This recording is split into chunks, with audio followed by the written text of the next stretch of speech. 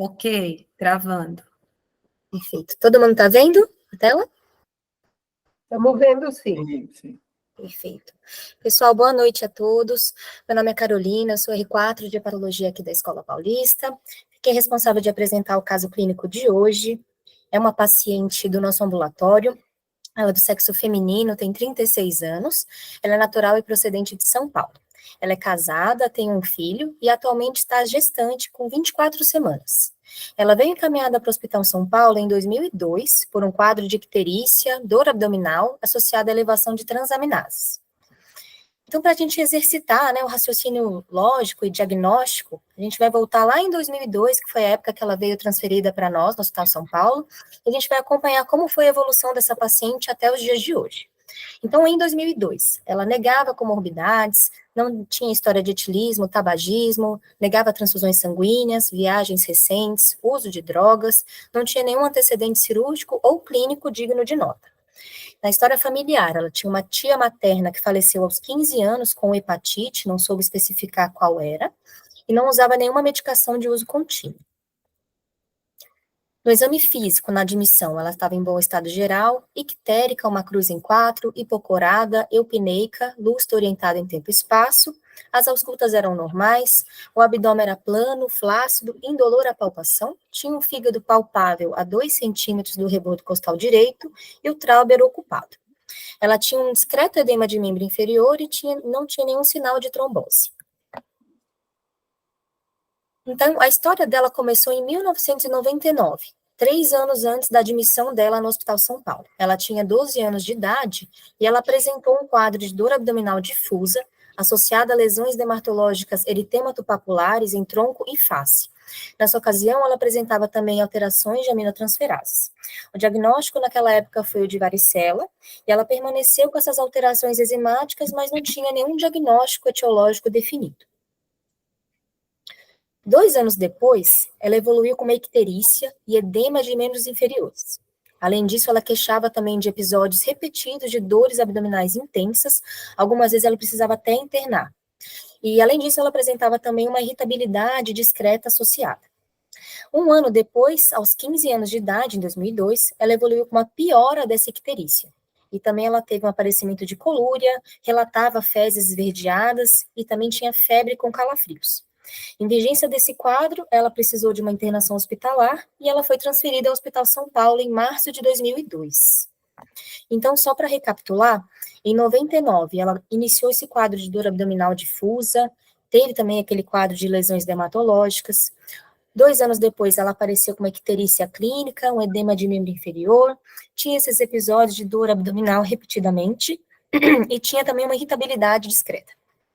No ano seguinte, ela teve uma piora dessa icterícia, o aparecimento de colúria, fezes esverdeadas, a febre e o calafrio, e mantinha esse quadro de dor abdominal. Nesse quadro, ela veio encaminhada ao Hospital São Paulo em março de 2002. Então, pessoal, com esse quadro todo, com toda essa história clínica, alguém gostaria de sugerir alguma hipótese diagnóstica, algum exame que vocês pediriam para a gente corroborar com essa hipótese? Então, Carol, antes de convocar alguém aí para fazer algum comentário, alguma hipótese diagnóstica, eu queria só apresentar para todo mundo a nossa convidada de hoje, né, que é a Maria Chiara, que é uma grande amiga do Rio de Janeiro. Ela é da Universidade Federal do Rio de Janeiro, da UFRJ, e ela também coordena o serviço de clínica médica e de hepatologia lá no Barra d'Or, tem uma experiência incrível. Então, a gente tem um prazer muito grande de receber a Chiara aqui hoje para fazer uns comentários sobre esse caso. Mas, Chiara, antes de você fazer algum comentário, aqui a gente costuma explorar o caso, né? Ver se as pessoas conseguem fazer aí uma hipótese diagnóstica. E hoje eu vou botar na fogueira de novo a Ana Laura. A Ana Laura é a nossa... Essa é a residente de primeiro ano de hepatologia. E eu queria, Ana Laura, que você fizesse alguma hipótese diagnóstica com esses elementos aí que a Carol trouxe para a gente, né? Um paciente bem jovem, com essas alterações que ela contou. O que você pensa? Boa noite para todo mundo. Bom, é uma linha cronológica bem florida, né? Mas é um quadro que começou na infância, né? E uma paciente chegou para a gente também relativamente jovem. Quando a Carol começou a falar, a princípio eu pensei na possibilidade de hepatites virais, né? Principalmente no quadro da infância, que ela teve essa elevação de aminotransferases. Esse quadro de lesão dermatológica dela foi essa varicela, né? Que foi o diagnóstico de varicela, mas tinha já também elevação de transaminases. Não sei se tinha alguma relação nessa época, a varicela com a elevação, porque até onde eu sei, lesão hepática e varicela só quando faz uso de ácido de AS, né? Bom, então, a princípio, eu pensaria numa hepatite viral. Mas, conforme ela foi evoluindo, esse quadro de irritabilidade também chama bastante atenção, essa icterícia, que também foi evoluindo depois para sintomas colestáticos, aí eu pensaria talvez tirando, claro, a parte da colestase, mas eu pensaria em um quadro autoimune, principalmente para uma paciente mulher, jovem, elevação persistente de aminotransferases, mas esse histórico familiar também me chama a atenção, a história da tia falecida com hepatite, né, uma hepatite que a gente não sabe a origem, e esse quadro de irritabilidade dela também me levaria a pensar em algum componente familiar. Acredito até talvez numa doença de Wilson, não sei, acho que levantaria essas 3 hipóteses principais. Legal, Ana Laura. E você, acho que estão super bem elaboradas as suas hipóteses. Você consegue juntar um quadro viral com um quadro autoimune? Pode haver alguma relação? Você já ouviu falar nisso? Um quadro viral, a senhora diz como gatilho? Isso, exato, né? Confesso que não, mas eu acredito que exista, né? Um gatilho de uma lesão hepática para desencadear uma doença autoimune. Acredito sim que possa haver. Mas realmente não conheço. Essa é uma possibilidade, né? A gente já teve casos assim de hepatite A e que depois de um tempo nunca normalizam as transaminases e na evolução a gente vê que passou a ser uma doença autoimune, provavelmente desencadeada por um quadro viral agudo, né? A gente teve até uma no ambulatório que acho que era uma mononucleose, que depois desenvolveu uma hepatite autoimune. Então, uma maneira de juntar as coisas, né? E essas lesões dermatológicas aí, alguém quer dar um palpite? O que isso poderia ser? Como é que a gente junta essas coisas? Você tem uma descrição melhor de como é que elas eram, Carol? Só tenho essa descrição aqui, ó, lesões dermatológicas eritematopapuláres, em tronco e face. Eritematopapuláres. A gente não Isso. sabe se eram pruriginosas, se eram descamativas, a gente não tem essa informação. Eu acredito que era pruriginoso, sim, mas descamativa, não. A única informação que eu tinha era do prontuário escrito, né, então não tinha muita coisa.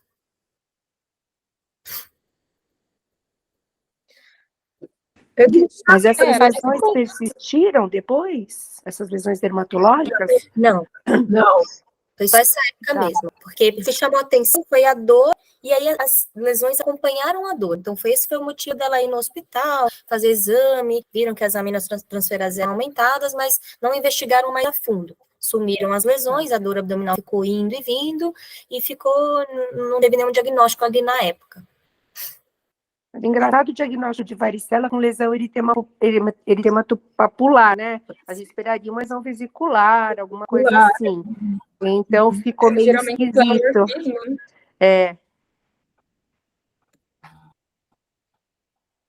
Ô, Edu, você acha que se fosse uma hepatite A aguda, podia ter lesão de pele? Você que gosta das manifestações extrahepáticas, dos quadros agudos? Eu sempre acho que é hepatite B, mas hepatite B é mais extremidades, né? Aquela síndrome que acompanha a hepatite B, como é que é o nome mesmo? Tem uma síndrome que acompanha a hepatite B, tem a sífilis que acompanha palma de mão e planta de pé, né? Na apresentação aguda, uma sífilis secundária.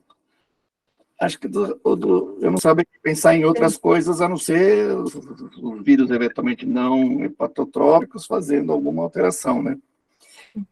Agora, eu fiquei pensando aqui nos raciocínios da Ana Laura, e eu não sei como ela conseguiria explicar a dor abdominal com as 13 hipóteses.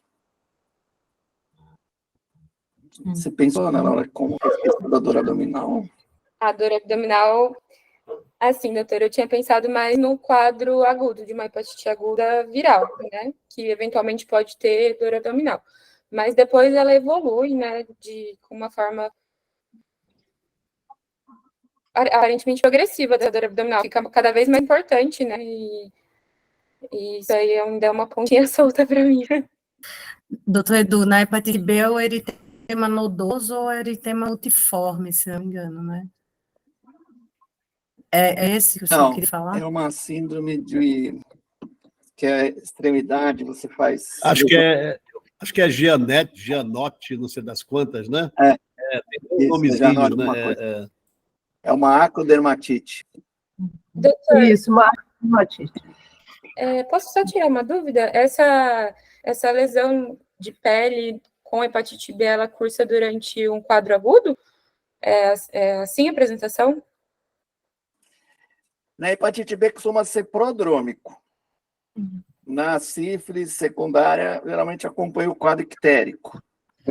Entendi. Agora, nas outras viroses, que eventualmente poderiam ter um exantema, geralmente vem junto, né? Agora, realmente, essa dor abdominal, eu fiquei meio pensando, para juntar tudo ao mesmo tempo, ficou meio faltando aqui. Eu acho que até daria para fazer uma hipótese, se a gente juntar a dor abdominal e alguma lesão dermatológica.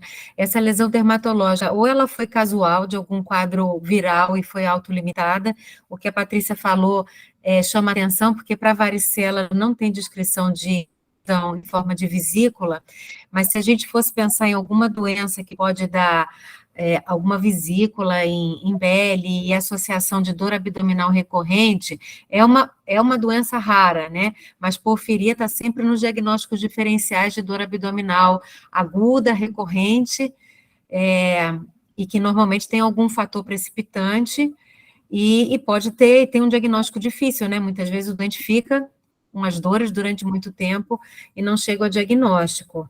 Então, assim, difícil juntar tudo dessa dor abdominal, a gente tem que entender o porquê, não sei se ela tinha alguma causa para dor recorrente, por exemplo, algum cálculo biliar que pudesse justificar, se a dor poderia falar mais a favor de alguma coisa relacionada à parte intestinal ou de via biliar, né, teria que caracterizar melhor um pouquinho esse padrão dessa dor.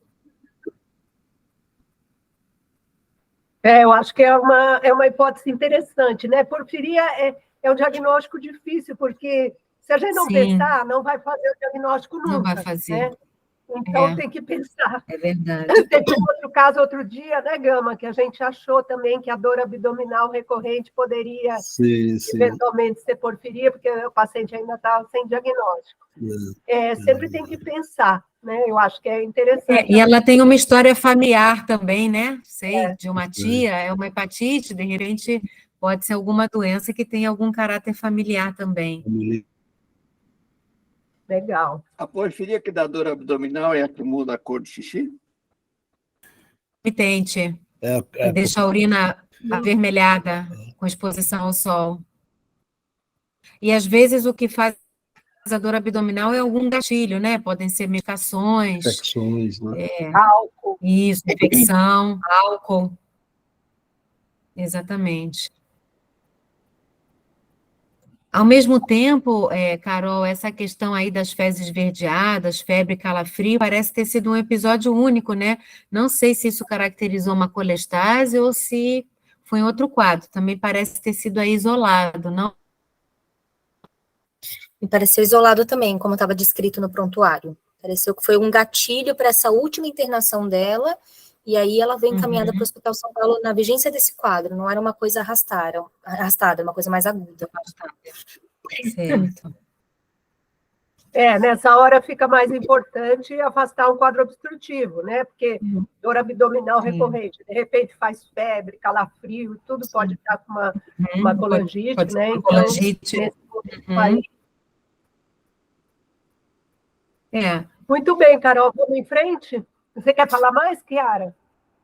Não, só ia chamar a atenção porque desenvolve edema de membro inferior, né? Então parece alguma coisa um pouco mais crônica, que tem uma evolução aí mais arrastada, uma doença que está evoluindo, né? Chama a atenção o fato de, por 2 ocasiões, ela aparece com edema de membros. Sim. Isso. Podemos seguir? Ela começou na pediatria ou já foi com a gente? Ela começou com a gente, ela tinha 15 anos. Ela internou no Hospital São Paulo e aí no mês seguinte ela já veio no ambulatório com a gente de hepatites. Veio direto.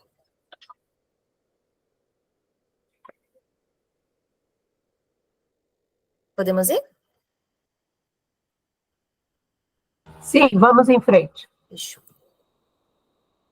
Então, pessoal, esses são os exames laboratoriais admissionais, né, foram de março de 2002, então coloquei num painel aqui, vocês podem ver que todas as enzimas hepáticas estão alteradas, o AP está bem baixinho, 34%, a albumina consumida, a hemobilirrubina também alterada, mais as custas de indireta, mas a direta também está alterada, no hemograma a gente vê uma bicitopenia, né, uma anemia ali, inclusive com VCM um pouco mais aumentado. As sorologias que tinham presentes no prontuário eu coloquei aqui, desculpa. Todas não reagentes, só com tóxico, ICMV e GG positivo.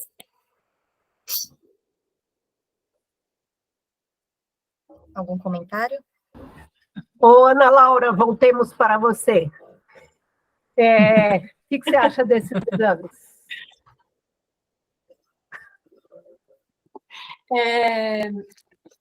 Nossa, triste, né? Porque já faz 20 anos e ela tem que 35 agora?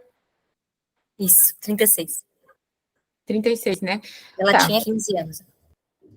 Começando pelas enzimas, né? Ela tem um padrão misto, assim, a ST e a LT predominam, claro. Ela tem só gama GT elevada, né, Carol? Fosfatase, essa fosfatase normal, no valor de referência de 390. Já tem uma hipoalbuminemia, o AP já bem baixo, realmente. Já tem plaquetopenia, talvez pensaria já numa paciente evoluindo com doença hepática avançada, com hipertensão portal, talvez. Então, acho que a gente precisaria aprofundar até os exames na parte de imagem, né? E das sorologias, a gente não tem o pré-hepatite A, né? Tá, mas não tem. Hepatite B não, né? C também. Eu iria agora para a gente tentar ver se ela tem uma doença hepática avançada, e eu partiria também para outros exames um pouco mais específicos, né? Para a gente tentar fechar um diagnóstico. Então, como eu tinha falado, a parte autoimune eu acho ainda bem importante a gente pesquisar. As pesquisas de autoanticorpos eu acho que seriam interessantes. IgG, IgM também. O FAN seria muito importante para a gente. Acho que eu começaria daí. Muito bom. Então, você está achando que é uma doença crônica, já avançada, né, com uma disfunção hepática importante e com hipertensão portal. E alguém discorda da Ana Laura? Acho que é por aí, né? Que nós precisamos de um exame de imagem e aprofundar um pouco na propedêutica de doenças autoimunes e mesmo de doenças virais aqui, com as coisas que ficaram faltando na época, né? Eu não sei o que você tem de prontuário. Mais para frente eu coloco alguns outros complementares.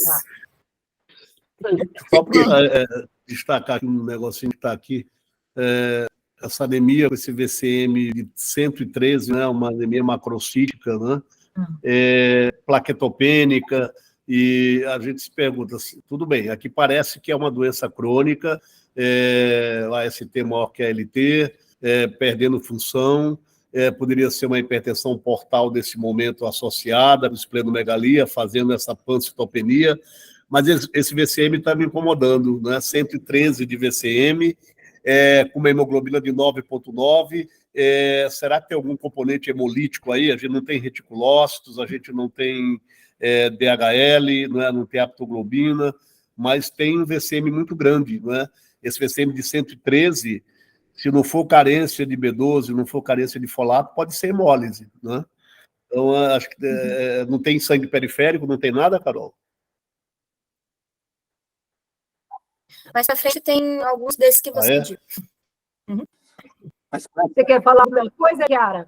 Eu acho que essa possibilidade de ter uma hemólise deve ser excluída, porque a gente tem uma bilirrubina total aumentada, e a indireta é que é de 1,6.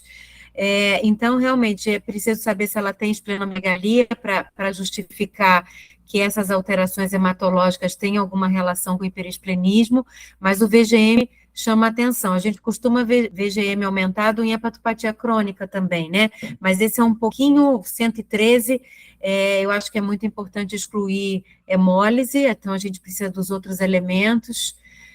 Carência de B12 também está dentro dos diagnósticos diferenciais, porque ela tem anemia, tem um VGM aumentado, mas eu acho que ela tem outros comemorativos aqui, para a gente excluir hipertensão porta associada e excluir a hemólise.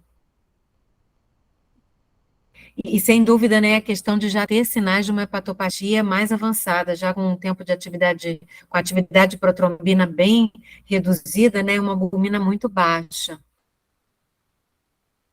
Tá também, Carol, ela tinha alguma, com relação à parte renal dela, tem creatinina normal, mas você tem algum valor de proteinúria para a gente entender se essa albumina baixa dela é só relacionada à disfunção hepatocelular ou se poderia ter algum componente de perda renal? Não tenho, doutora. Esse caso é bem antigo, eu fucei o prontuário, mas não encontro. 10 anos atrás, né? 20 anos atrás, é muito tempo. 20 anos, né? E só lembrar mais uma coisa, né? Lógico que não é neste contexto, mas um paciente etilista em abuso ativo de álcool, um cirrótico em uso ativo de álcool, pode ter um VCM alto e essas provas alterarem. É uma outra, aí, terceira possibilidade, né? Além da carência de B12 e da hemólise, mas nesse contexto é óbvio que não é o caso, né? Eu só ia voltar para na hora que ela falou 3 hipóteses, se ela descartou as 3?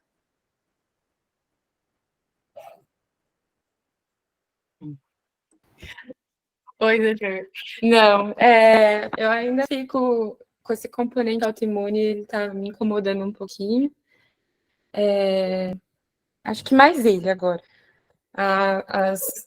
Os quadros de infecções virais, eu acho que a gente vai ter mais exames, né? Mas, assim, as principais, as que cronificam, acho que descartei. É isso. Por enquanto, que eu gostei, e esse laboratório aqui ajuda, não ajuda? Que você falou em doença autoimune, em doença viral, e você falou uma outra hipótese.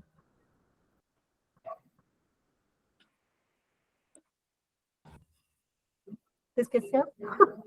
Acho que eu desliguei aqui sem querer. Eu tinha falado do doença de Wilson também. Até mesmo essa hemólise, né? Poderia falar a favor de doença de Wilson. Fosfatase alcalina muito normal. Sim. Poderia, normal. E apesar dela ser criança, né? Nessa época ela tinha 12 Sim. anos, né? A gente poderia até encontrar uma fosfatase alcalina mais alta relacionada ao crescimento ósseo. Ela tem uma fosfatase alcalina bem normal. Exatamente. Então, vamos, Carol. O que mais você tem aí para nos mostrar? Vamos lá. Então, exames de imagem que vocês pediram, a gente tem ultrassom duplas de abdômen, foi feito também na internação. Ela mostrava um fígado com ecotextura heterogênea, com fibrose periportal e perivesicular. Não tenho mais informações porque, como eu falei, eu peguei tudo no prontuário e não tinha prontuário eletrônico, então eu acredito que a pessoa que anotou deve ter anotado realmente a alteração que aconteceu no exame. Então, era essa alteração que foi vista. E na endoscopia, viram uma pangastrite não tematosa moderada, uma bulbodenite também moderada, a pesquisa de H. pylori veio positiva e não tinha nenhuma variz de esôfago, nem variz gástrica. Então, a informação da esplenomegalia a gente não tem, né, Carol? Nem de exame físico da descrição, nem do ultrassom. O exame físico mostrava só o traube ocupado, era o que estava descrito. Uhum. E não parece também ser um fígado cirrótico, né? É. É um fígado só com a ecotextura heterogênea, não é um fígado pequeno, não tem fissuras aí alargadas, não tem... Um fígado crônico, mas não dá para fechar um diagnóstico de cirrose, né? De cirrose. Mas o componente obstrutivo, eu acredito que, né, se tivesse, eu acredito que a pessoa colocaria, né, a informação. Não tem dilatação, né, Carol? Não tem dilatação de via biliar, não tem descrição de cálculo. Exato. Fator obstrutivo. Ok? Ok. Esse ultrassom e essa endoscopia atrapalharam mais do que ajudaram, né? Infelizmente. Aí, de exame complementar que tinha disponível, um FAN não reagente, tinha uma ferritina de 833, eu não coloquei os valores de referência porque eu não tinha no prontuário. O ferro de 108, o índice de saturação de transferrina de 55%, um DHL de 402 para um normal de 480, um VHS de 95 para um normal de 11. A ceruloplasmina estava indetectável, o cobre sérico 113, cobre livre 33,9, cumbis direto negativo. E, além disso, fizeram um exame oftalmológico de lâmpada de fenda e viram a presença de anéis de Kaiser-Fleischer. E aí, Ana Laura, o que é o que é? Acho que talvez seja uma doença de Wilson. Muito bom. Tem rabo de porco, focinho de porco. Seroplasmina indetectável realmente é uma condição que a doença de Wilson é a primeira hipótese que a gente tem a fazer, né? Embora, assim, tenha outras condições que podem diminuir a ceruloplasmina, mas normalmente quando a gente vê uma ceruloplasmina abaixo de 5, é bastante sugestivo de doença de Wilson. E, nesse caso, ela tem uma ceruloplasmina indetectável.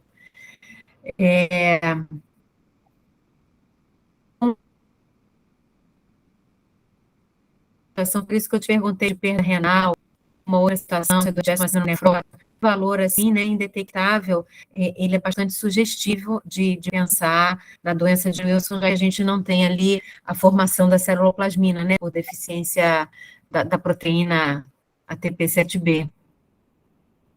E tem uma coisa aqui muito importante, né, a presença do anel de Kaiser-Fleischer. Aí eu posso fazer pergunta para a Ana Laura também, Maria Lúcia?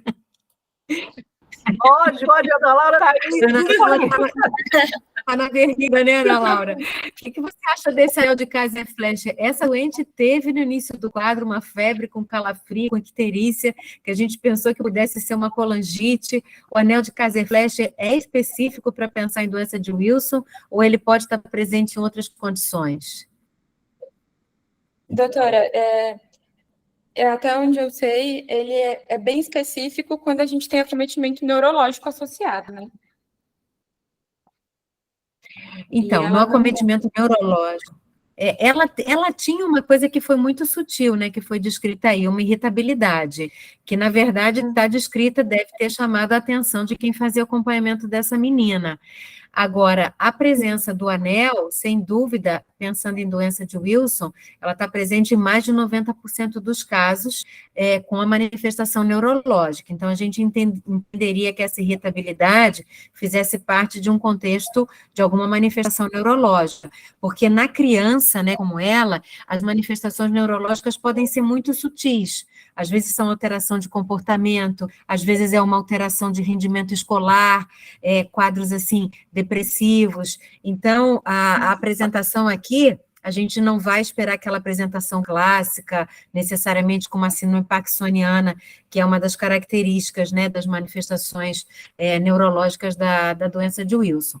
E quando a gente pensa em manifestação hepática, como é o caso dela, que parece ser predominante, você pode ter o anel de Kayser-Fleischer em cerca de 50% dos pacientes, 50% a 60%. Agora, E falhou esse pedacinho. É que está falhando um pouquinho agora no final, quando você estava dando os dados aí do hotel. Falhou? Ô, Chiara, eu sei que é... Então, eu vou de novo. Tá bom. Está falhando mesmo.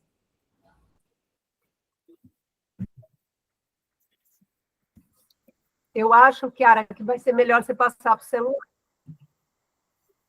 Oi. Então, vamos lá. Ou tira um pouquinho o som também, Carol. Não desliga só para Vamos ver. Dá para ouvir melhor? Tá? Então, o que eu estava dizendo é que, na verdade, assim, quando o paciente tem doença de Wilson com manifestação neurológica predominante, a gente encontra o anel em mais de 90% dos casos. Na doença predominantemente hepática, só metade dos pacientes tem o anel. Mas a outra questão que pode ser um fator de confundimento é que a gente pode ter anel de Kayser-Fleischer em doença colestática. Então, não dá, toda vez que você vira um anel... A gente teve um paciente, uma vez lá no Fundão, encaminhado com doença de Wilson, ele tinha uma ceruloplasmina de 40, e tinha anel de Kayser-Fleischer. Era uma doença colestática, era uma CEP. Então, pensar que o anel de Kayser-Fleischer tem que fazer o diagnóstico diferencial com as doenças colestáticas. No caso dela, ela não tem uma síndrome colestática, ela não tem aumento da fosfatase, tem uma gama-GT um pouquinho aumentada, e as transaminases também ali 2, 3 vezes o valor normal.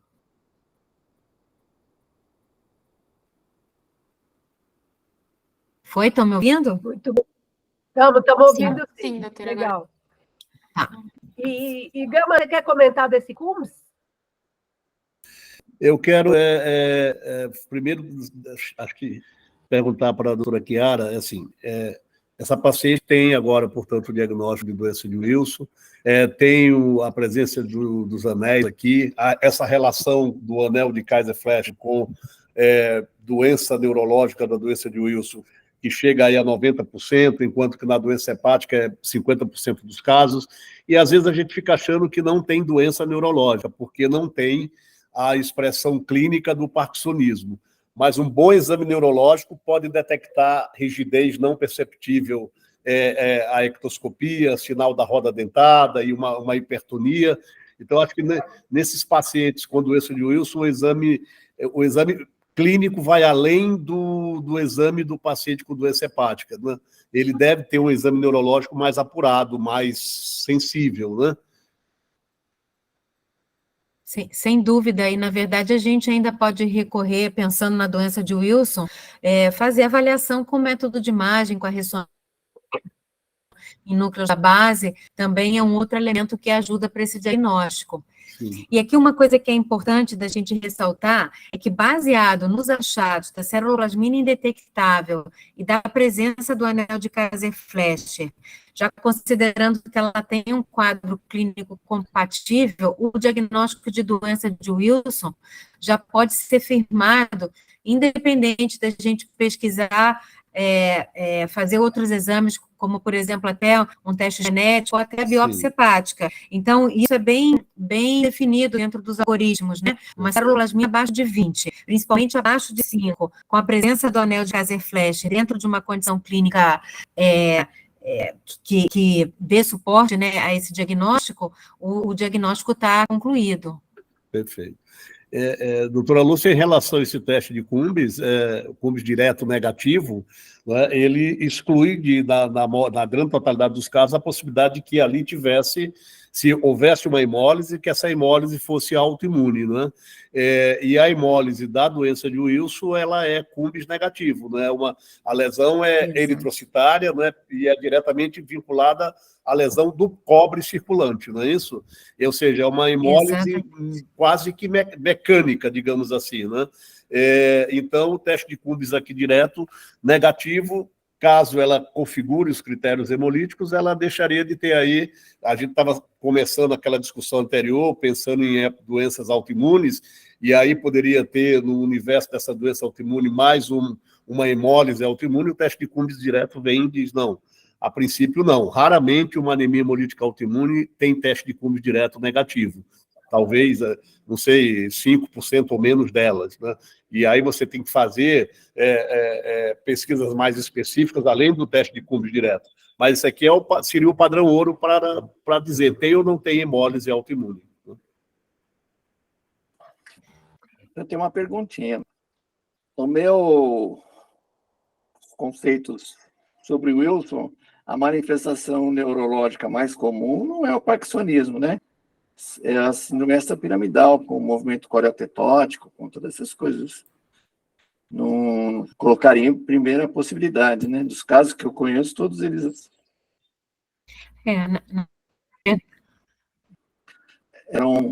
na verdade, a manifestação principal começa com tremor, e alguns doentes simulam, né, a gente, como uma síndrome parkinsoniana, uma síndrome extrapiramidal, e chama atenção quando isso acontece em paciente jovem, né? Então, qualquer manifestação extrapiramidal, uma síndrome parkinsoniana-like, tem que pensar no diagnóstico de doença de Wilson como causa. Mas, sem dúvida, às vezes é um tremor menor, né, são as manifestações da síndrome extrapiramidal. Dos doentes fundão, a gente tem de tudo, muitos doentes começando assim, com tremor, rigidez, aí começam a ter dificuldade de marcha, tem aquelas alterações características de dificuldade de engolir, e aí tem uma hipersalivação, essa é a lorreia, né, importante. Então, esses achados podem ser muito, muito variáveis dentro da manifestação clínica. Esses pacientes eu queria fazer uma pergunta para... Diga. Assim. Pode falar, Gama. Por que a fosfatase alcalina desses pacientes, mesmo que eles venham com um padrão colestático, é absolutamente normal? Porque essa é uma boa pergunta, a gente sempre fala, se isso for doença de Wilson, como é que você espera que esteja a fosfatase alcalina? Essa é uma pergunta que o doutor Eduardo, Eduardo faz sempre no ambulatório, né? Qual a característica? E aí, mas assim, por que ela é normal? Eu não tenho essa resposta, eu até fiquei de procurar, eu acho que eu já li algo que pudesse justificar, mas eu não sei. Eu não sei te dizer por quê. Eu fiquei até com essa anotação, eu botei aqui, por que a fosfatase alcalina é normal, para tentar encontrar a justificativa. Mas essa é uma característica da doença, mesmo na insuficiência hepática aguda por doença de Wilson, um dos dados que chama atenção é o fato de ter a fosfatase alcalina normal. Eu vou ficar com esse débito aí para procurar. Deve ter alguma coisa... Eu ia fazer uma pergunta para a Ana Laura aqui, com relação a se essa paciente viesse com um FAM positivo, suponhamos aí 1 para 160, 1 para 320, você ficaria tranquila em dizer que essa paciente tem doença de Wilson, ou você correria para o teu lado aí da hepatite autoimune? Dependendo do padrão que viesse, doutora. Só um FAM assim... inespecífico, até uma certa quantidade da população tem alguns padrões de fã e são totalmente inespecíficos, né? Então, não descartaria a doença de Wilson só com um fã com título alto.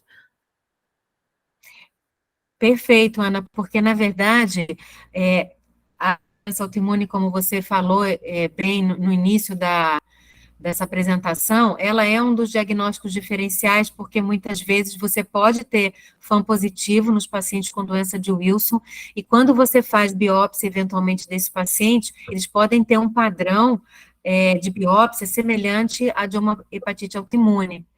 Então, na realidade, a gente pode encontrar FAM positivo, sem que seja um FAM ali patológico e relacionado com a própria doença de Wilson. Uhum. Isso aí. Esse cobre livre, ele está aumentado? Esse cobre livre está aumentado, mas eu tive um pouco de dúvida como que ele foi calculado. Sim, sim. Porque a gente tem uma seroloplasmina. Um seroloplasmina indetectável fica complicado. Pois né? Porque você multiplicar por 0... Isso, com uma seroloplasmina indetectável, né, como a Maria Lúcia está falando, você multiplica a seroloplasmina por 3,15 e subtrai isso do cobre total. Então, com uma seroloplasmina indetectável, o cobre livre seria de 100, né?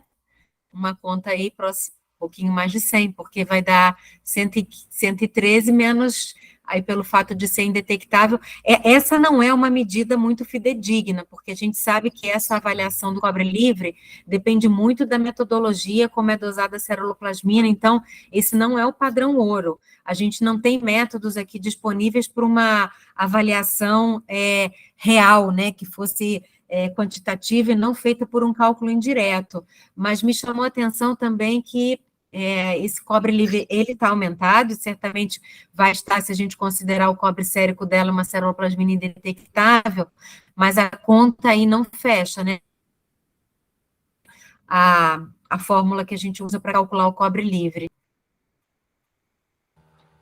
E quanta coisa, né, que a gente pode tirar de um quadrinho tão pequeno de exames, mas eu queria perguntar para a Patrícia, Pati, vamos supor que fosse um homem, nós estamos procurando lá a causa de uma hepatopatia, e aí a gente se depara com uma ferritina de 833 e uma saturação de 55. Nesse contexto aqui, como é que você explica? Então, Lúcia, nesse caso, eu queria saber, primeiro, como é que está a transferrina desse paciente, porque num contexto de uma doença hepática crônica, era uma paciente, se eu não me engano, que nessa fase ela estava com uma albina já de 2,2, e um tempo de uma ação de protonubina de 54, não é isso? 34, 54%. Então, a gente sabe que na doença hepática crônica, a transferrina, ela é produzida pelo fígado, e a gente começa a ter uma redução da transferrina sérica. E com isso, com o ferro normal, e se a gente for olhar o ferro isoladamente, ele é normal, né, a saturação sobe, porque a transferrina cai, então a saturação sobe. E no contexto de um quadro inflamatório, com enzimas hepáticas alteradas, ou seja, há um processo inflamatório crônico, a ferritina vai subir mesmo como uma proteína de fase aguda. Então, a gente tem uma falsa impressão de que a gente tem uma sobrecarga de ferro nesse caso, mas ambas as situações, tanto a saturação de transferrina elevada como a ferritina, elas podem ser decorrentes do processo inflamatório associado, no caso da transferrina baixa, à doença hepática crônica. Eu não valorizaria. Muito bom. É isso aí. Então, vamos em frente, Carol. Vamos lá. Só? Oi, perdão, doutor.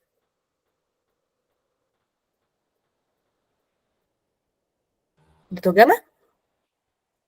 Oi, não, eu queria fazer só uma pergunta para a doutora Chiara. Agora, sabendo que é a doença de Wilson, aquelas lesões cutâneas, elas poderiam, de alguma forma, fazer parte do diagnóstico, ou existe uma lesão de pele que é mais característica de doença de Wilson? Não é comum. Eu acho que aquelas lesões de pele foram algum dado isolado dentro da evolução, mas não é característico de ter lesão cutânea como manifestação clínica. Não vejo isso descrito, e também dos doentes que eu já tive a oportunidade de acompanhar, a gente pode ter as lesões já secundárias ao uso da penicilamina, por conta da síntese do colágeno, mas como manifestação primária, não é um achado frequente. Perfeito.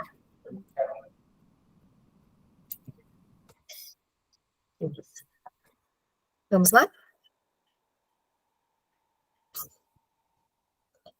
Pessoal, então essa paciente, ela recebeu alta hospitalar já com retorno marcado para o ambulatório de hepatopatias.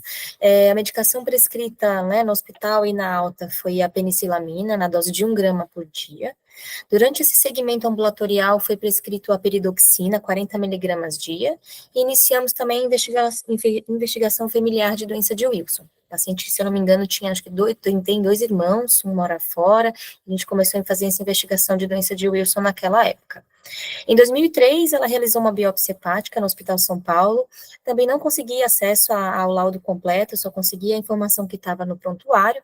Essa biópsia foi feita em junho de 2003, tinha um E2 já, uma hepatite crônica com atividade moderada, mas os marcadores etiológicos eles estavam ausentes e as colorações também, infelizmente, resultaram negativas nessa biópsia. Alguém quer fazer algum comentário?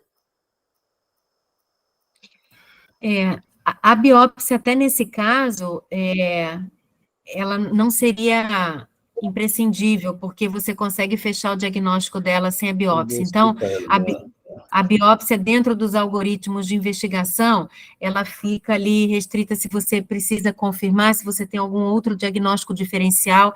Então, essa questão, a doença de Wilson, ela pode se confundir com achado de hepatite autoimune e até com a doença hepática gordurosa. Então, muitas vezes, a biópsia pode ser importante nesse sentido.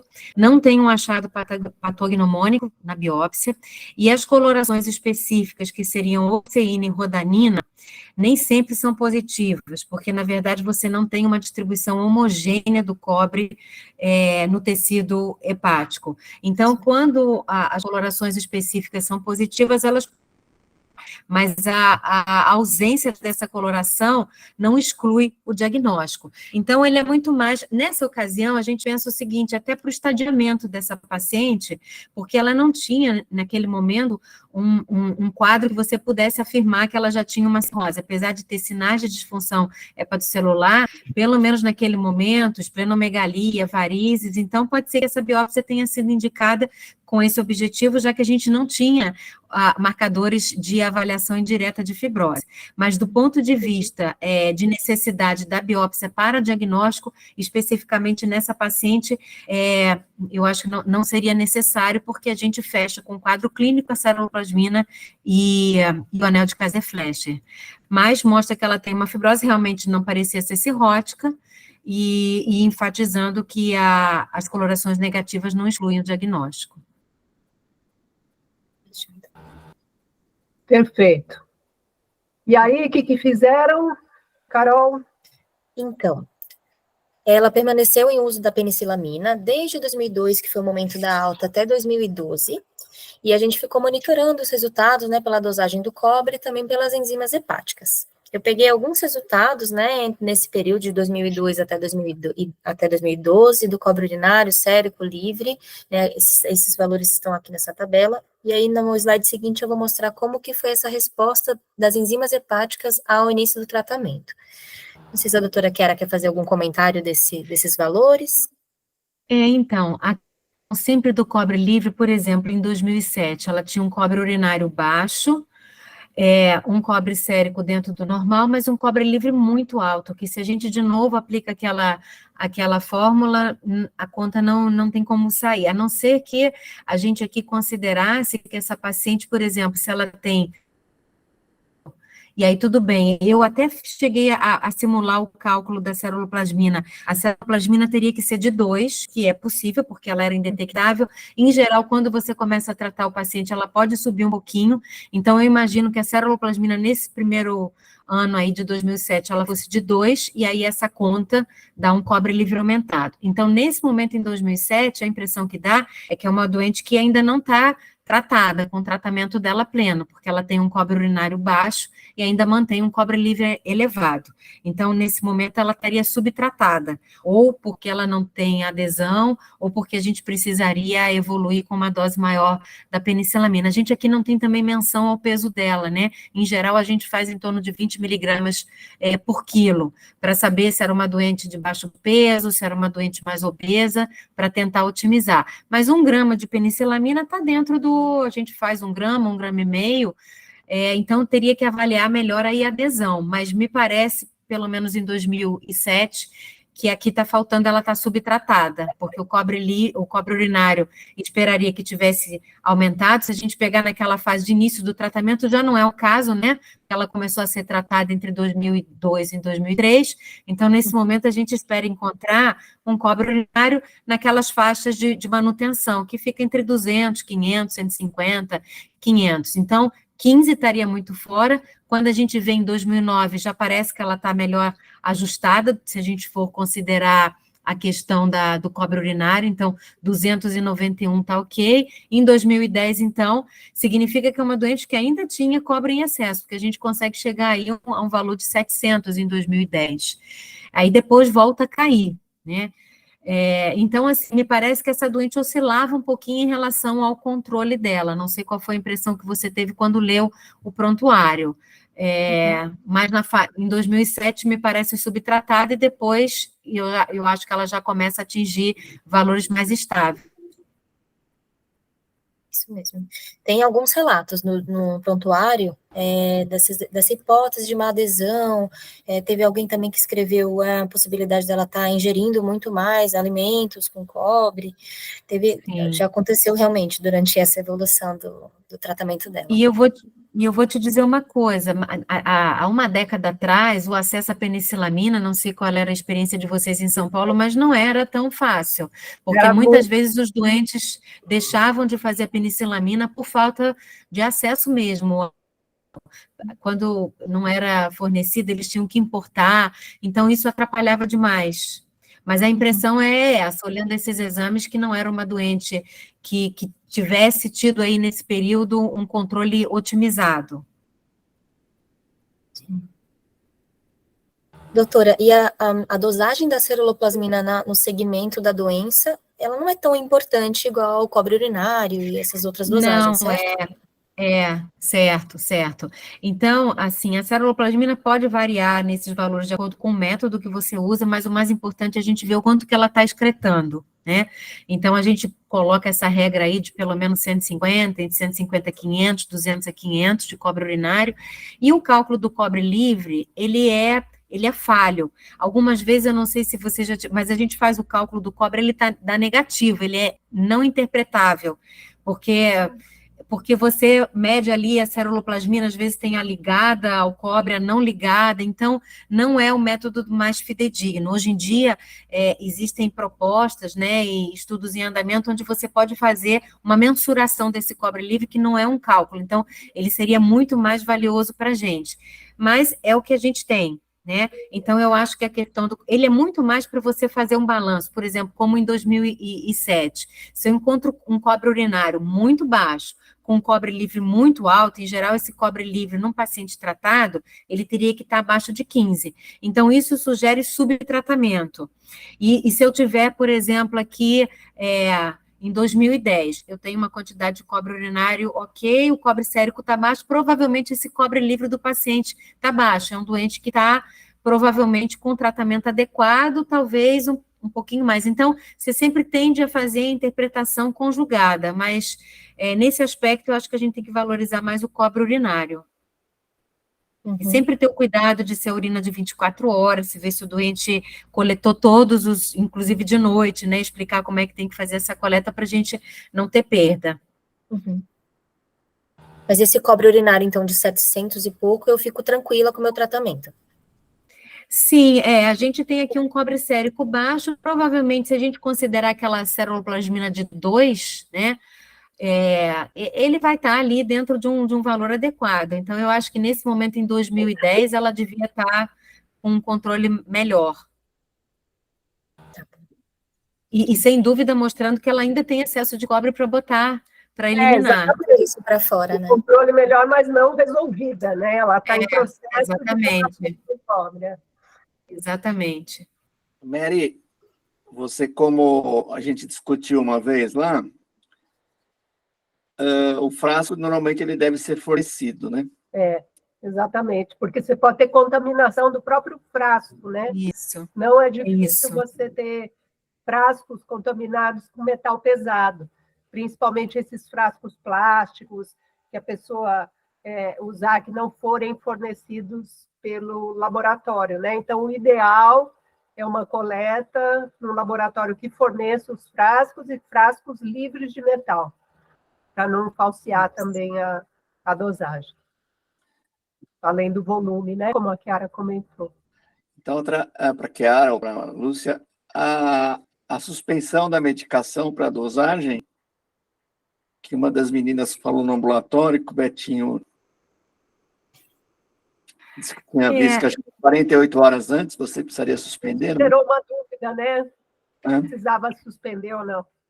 Eu normalmente não faço a suspensão, mas eu já vi isso. O cansado eu acho que o cansado usa essa prática de suspender para avaliar, né, se o doente tiver aí ainda uma eliminação importante. Eu acho que seria um doente que ainda precisaria otimizar valores, né, de quelantes, a dosagem. Mas, assim, eu não vejo isso como uma recomendação geral dentro dos guidelines, mas eu acho que são formas de você tentar testar se ainda tem alguma reserva, ou seja, se aquele paciente realmente está espoliado de forma adequada, se ele está eliminando o cobre de forma adequada ou não. Você faz assim, Maria Lúcia? Qual é a tua impressão? Não, a gente costuma não suspender. E outro dia deu essa dúvida, né? Talvez seja isso, né? Para você tirar o efeito do remédio nessa quantificação, mas, por outro lado, você quer saber justamente se a sua medicação está sendo efetiva e o quanto você tem de cobre restante, enfim. Eu acho que nós vamos continuar colhendo sem suspender, mas... eu não tenho a prática de suspender. E, às vezes, acho que alguns resultados vêm assim, são difíceis de interpretar. Não é sempre que você consegue aqui, a partir de um cobre urinário, um cobre livre, ter uma definição muito clara do que está acontecendo com o paciente. Então, às vezes, você opta por manter aquela conduta, vamos reavaliar daqui a 3, 4 meses, porque não fica interpretável. É isso mesmo. Volta e meia é confuso o resultado. Isso. E eu acho que essa coisa que a Carol falou, porque eu recebi uma vez uma pergunta sobre, porque o pessoal estava achando que estava gastando muito, se era necessário para todas as vezes que você faz o metabolismo do ferro, é necessário fazer uma ceruloplasmina para poder fazer os cálculos. Eu sei que fosse desnecessário, mas eu também não tenho bagagem para responder.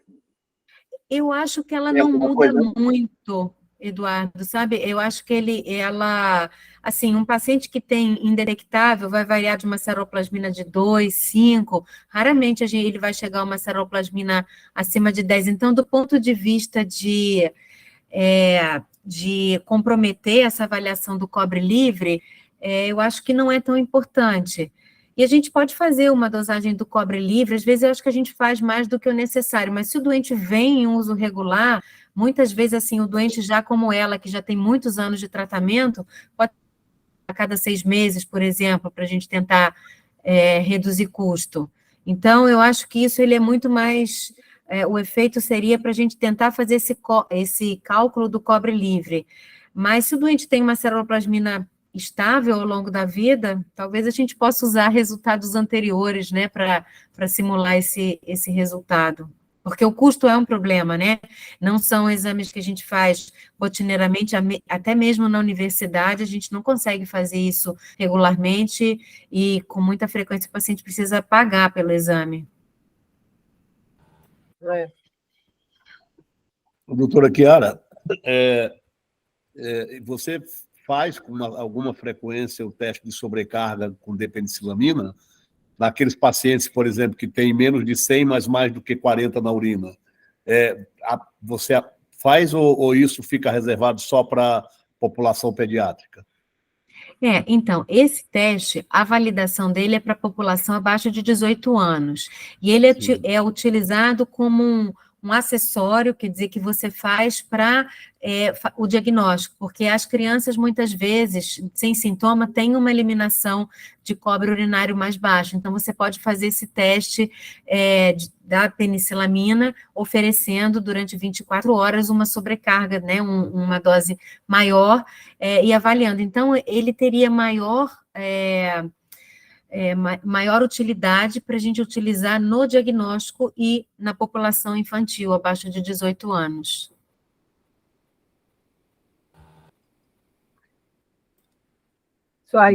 Não seria o caso aqui no 3/8/2007, não, né? Que aqui não tem dúvida diagnóstica, né? Tanto a gente não tinha a gente não tinha nem resultado de cobre urinário dela, né, do que a Carol mostrou. No início só tinha ceruloplasmina, o cobre, mas não tinha nenhum cobre urinário. Normalmente a gente espera encontrar um cobre urinário acima de 100 em pacientes sintomáticos, então nessa paciente especificamente, eu acho que no diagnóstico dela a gente deveria encontrar provavelmente um cobre aumentado. Se for um paciente sem sintoma, porque muitas vezes você vai fazer o diagnóstico por screening ou está investigando aumento de aminotransperases e é um paciente que está estável clinicamente. Então a gente pode ter um cobre urinário menor do que 100. Então os valores acima de 40 devem ser considerados. Então nessa situação, para a população pediátrica, onde foi validado esse teste, eu acho que vale fazer esse teste de sobrecarga da penicillamina. Nessa paciente aqui em 2007, eu acho que o diagnóstico estava feito e ela não estava tratada ainda. Essa seria a minha interpretação para esses achados de 2007. Perfeito. Deixa eu fazer duas perguntinhas, vou aproveitar você, Chiara. Primeiro, quando é que você pede teste genético? Então, o teste genético, se a gente for olhar na questão das ferramentas de diagnóstico, nessa paciente aqui especificamente, eu acho que ela não precisa de teste para acrescentar. Mas, quando a gente tem dúvida, por exemplo, valores de ceruloplasmina que às vezes são subnormais, que a gente pode encontrar naquele paciente que é heterozigoto, às vezes ele tem transaminases tocadas e uma ceruloplasmina subnormal, 18, 19, ali próximo de 20, e aí isso pode acontecer no heterozigoto e você fazer o teste genético vai te ajudar, porque, em teoria, aquele paciente heterozigoto não vai desenvolver a doença. O teste genético, eu acho que ele é mais aplicável para aquele paciente no diagnóstico diferenciais de hepatopatias, porque se ele tiver associado a doença hepática com doença neurológica, com manifestação mais típica, se tiver o anel, ele também não vai ser importante, e o teste genético, ele vai sempre naquela dúvida diagnóstica. Eu vou mostrar aqui o algoritmo, quando você, às vezes, não tem todos os elementos, você só tem a ceruloplasmina baixa, mas o cobre urinário não é elevado. Então, você vai seguindo. Aí você pode biopsiar o paciente. Essa biópsia pode te mostrar algum achado mais característico, como, por exemplo, as colorações específicas, ou se você vai, por exemplo, para a dosagem do cobre tecidual, que é difícil da gente fazer no nosso meio. Então, nesses casos, se eu não tenho acesso ao cobre tecidual, ou quando eu tenho uma quantificação do cobre tecidual que não é acima de 250, o teste genético é recomendado. A outra situação é quando eu quero fazer o screening de familiar, quando eu quero ver os irmãos, então a primeira opção seria com teste genético. Então, assim, hoje em dia, há até dúvidas se, por exemplo, a gente ter o conhecimento do tipo de mutação que o paciente tem, poderia determinar qual seria a melhor opção terapêutica. É porque, assim, no nosso meio a gente tem poucas opções que não são as melhores, mas futuramente a gente pode ter outras opções, né? Que eu acho que na próxima década, sem dúvida, a gente vai ter outras medicações que vão poder ser utilizadas. Então, se questiona até se o teste genético poderia direcionar qual é o perfil de resposta do paciente, qual seria a droga mais adequada. Agora, para diagnóstico, eu acho que são aquelas situações clínicas de diagnóstico diferencial de hepatopatia, que às vezes eu tenho a ceruloplasmina subnormal não só no heterozigoto, mas se eu tiver algum grau de disfunção hepática, eu posso ter uma ceruloplasmina diminuída, não em valores como essa paciente tem, né, mas às vezes 14, 15, então eu acho que é aplicável mais nessa condição. A segunda você meio que respondeu no comecinho, mas quais testes você pede de rotina para os familiares? E se você Sim. faz uma vez só, se isso pode mudar com o tempo? Então, como o teste genético, por exemplo, não é disponível, né? Então ele tem um custo. Eu acho que a gente faz os exames básicos, que é a ceruloplasmina, o cobre urinário, o cobre sérico, e dependendo, a gente também pode fazer até o exame da lâmpada de Fenda, que vai ter um resultado menor, né? Porque se é um paciente assintomático, a chance da gente encontrar é muito menor. Mas eu começaria, né? O que é recomendado na literatura é começar com a avaliação do cobre. Então, ceruloplasmina, o cobre e o cobre urinário. Então, pelo menos o cobre, a ceruloplasmina e o cobre urinário são os mais importantes. Se a gente já tem uma ceruloplasmina baixa e um cobre urinário aumentado, você prossegue essa investigação, porque nesse caso, só esses 2 itens não trariam para a gente um diagnóstico definitivo. E aí você pode ir para o teste genético. Então, sempre que possível, o teste genético vai dar esse suporte. E aí a gente vai ter que saber interpretar esse teste genético. Se o doente é um homozigoto, que é o menos comum, se ele é um heterozigoto composto, então um gene diferente do pai e da mãe, ou se ele é um heterozigoto, entendendo que o heterozigoto tem menor probabilidade de ter a doença de Wilson propriamente dita, mas o fato dele ser heterozigoto, se ele tiver outros achados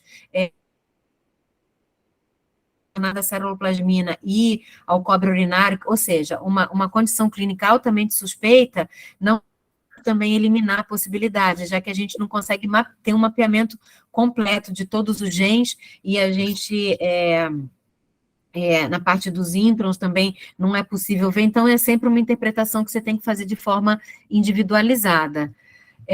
Mas eu acho que cada vez mais a gente deveria ter acesso ao teste genético, para confirmar isso. E a questão de repetir, a gente faz aquela, assim, para os parentes próximos, para os irmãos, faz isso na criança, normalmente acima dos 3 anos, 5 anos de idade, e é recomendável você repetir pelo menos 1 ano depois. Então, assim, a gente vai acompanhando, eu faço mais de uma vez. Nós tivemos um menino que era filho de um paciente que morreu com doença de Wilson, e ele tinha sempre uma ceruloplasmina subnormal, 16, 17, e vinha bem de todo o restante, cobre urinário normal, e transaminases, quando ele começou a crescer um pouquinho, já com 20 anos, as transaminases subiram um pouco. Nesse paciente, a gente teve a oportunidade de fazer biópsia hepática com quantificação do cobre tecidual, e veio um valor de 217, então, bem limítrofe, e não deixava a gente confortável dizer, não, você não tem doença de Wilson. Aí a gente conseguiu fazer o teste genético, e ele era um heterozigoto. Então, na realidade, o diagnóstico de doença de Wilson é muito complexo. Então, quanto mais elementos a gente tiver para juntar, mais respaldo a gente tem. Quando não é um quadro clássico. Então, quadro de doença hepática com doença neurológica, se tem anel de Kaiser-Fleischer, tranquilo. Mas o desafio maior é no diagnóstico diferencial das doenças hepáticas crônicas. Aí, a gente tem que, às vezes, tentar chegar até a quantificação do cobre, e o teste genético ajuda bastante nesse sentido, que eu acho que é mais disponível do que a quantificação do cobre tecidual. Obrigado, desculpa Legal. as perguntas. Vamos embora, Carol. Vamos lá. Bom, aqui só mostrando mesmo a evolução dos exames dela, né? E por mais que em 2007 a gente achasse pelos exames urinários, né, e do cobre sérico, que ela não tivesse tão bem controlada, pelo menos no perfil de enzima, melhorou bastante, né? Esse aqui de março é o exame admissional dela, que eu já tinha mostrado da outra vez, e esse aqui em abril de 2007, 5 anos depois, com o tratamento, como melhorou, inclusive o AP era 34%, foi para 82%, a albumina também, bilirrubina, enfim, laboratorialmente, pelo menos, ela teve uma melhora considerável. E sintomática também, nesses anos todos, de 2002 até 2012, ela permaneceu praticamente todo o tempo assintomática, voltava para a consulta só para fazer os exames de acompanhamento mesmo. Posso passar? Pode passar.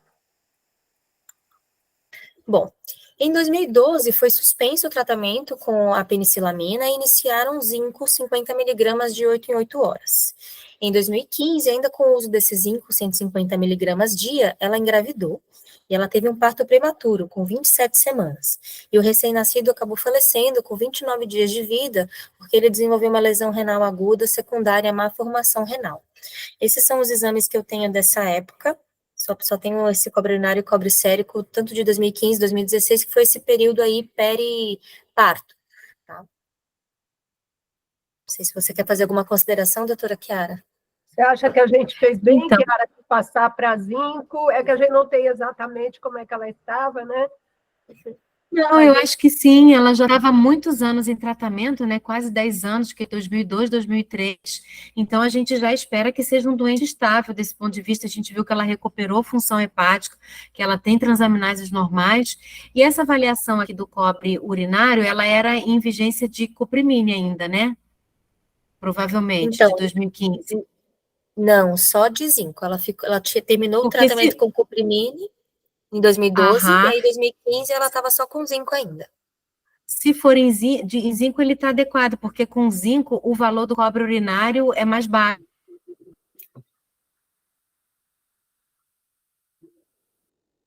Travou.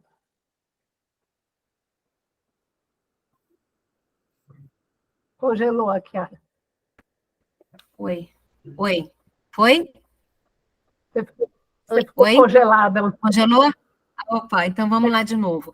Nesse momento, em uso de zinco, eu acho que ela estava adequadamente tratada, porque ela tinha critérios laboratoriais e clínicos de melhora, com recuperação da função, e o cobre urinário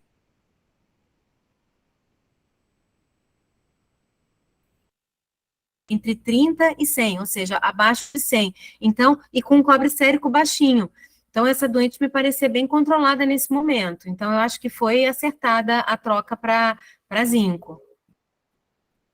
E um dado importante, quando a gente vai falar da gravidez, é que, por exemplo, o sucesso da gravidez depende que a doente consiga engravidar justamente no momento em que ela está bem compensada da doença. Então, que ela esteja adequadamente tratada e com a função hepática boa. Porque o que pode determinar uma piora da evolução dessa gestação é principalmente quando a doente já tem uma hepatopatia avançada. E se ela está descontrolada do ponto de vista da doença de Wilson. Então, eu acho que ela engravidou no momento adequado. Infelizmente, o bebê aqui teve problema e faleceu, mas eu acho que ela estava bem.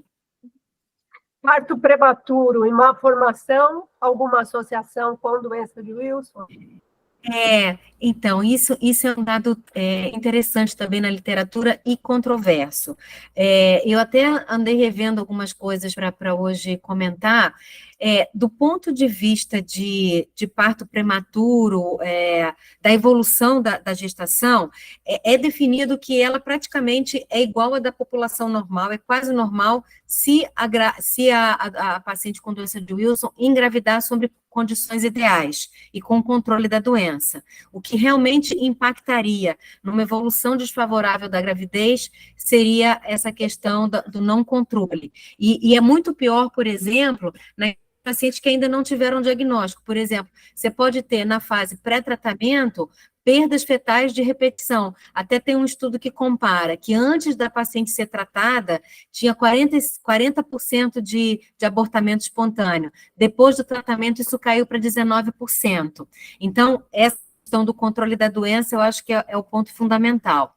E a questão relativa a malformações, do que se vê também é que são sempre estudos pequenos, mas que a prevalência, né, a porcentagem de crianças que nascem com uma formação é muito parecida com a da população normal. Tem um estudo que mostra, 97% nas pacientes com doença de Wilson, com relação às crianças, e 98% na população normal. Então, de forma geral, não é dito como uma chance grande de ter defeitos, né, congênitos. E o outro problema está relacionado às drogas, né, que é sempre uma dúvida. E isso eu até fiz alguns slides para comentar, se a gente pode ou não usar os quelantes. Se a gente for ver pelo FDA, a penicilamina, ela é classe D em relação ao uso na gravidez, e o Trentine, classe C. Só que, quando se olha dados de vida real, se você tiver o cuidado de diminuir a dose dos quelantes durante a gravidez, você tem partos que vão a termo e sem nenhum impacto para o feto, né, para a criança. Então, na realidade, a recomendação é que a gente possa usar o quelante, na verdade, na menor dose possível, que mantenha essa gestante sob controle do ponto de vista clínico e laboratorial, em geral, reduzindo de 25% a 50% da dose que a gestante fazia antes de engravidar. Então, a gente tem essa opção de usar os quelantes com a redução da dose, e pode usar o zinco também como uma droga que é considerada segura, e nesse caso, para o zinco, a gente não precisa fazer ajuste de dose, não tem recomendação de redução, então faria a mesma coisa que a paciente está fazendo. Então, assim, no momento que ela engravidou, ela poderia aqui, nesse caso, seguir com zinco na dose que ela já estava utilizando. E foi o que foi feito, né, Carol? Ela continuou com zinco nesse momento, né? Exatamente, continuou.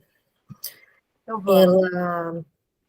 Aí, em 2017, isso foi em 2015, né? Em 2017, ela engravidou novamente, ainda estava em uso do zinco, 150 miligramas dia. O parto foi quase a termo, né? 34 semanas, ela apresentou uma síndrome HELP, como intercorrência, e depois que a filha nasceu, a filha saudável, ela compareceu 1 ano após o parto, e aí, nessa ocasião, a gente optou por retornar com o uso da depenicilamina, ela estava só com zinco, e a gente optou por retornar ao uso da depenicilamina, 500 miligramas dia, porque ela apresentou um aumento de ALT.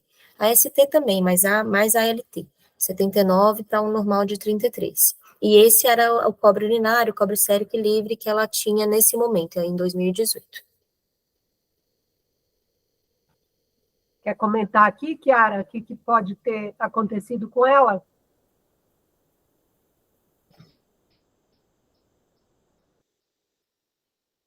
Acho que travou novamente.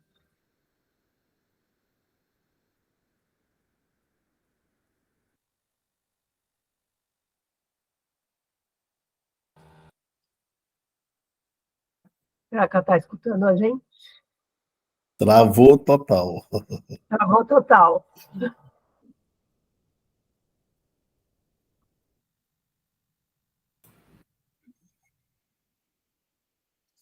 Doutora Chiara.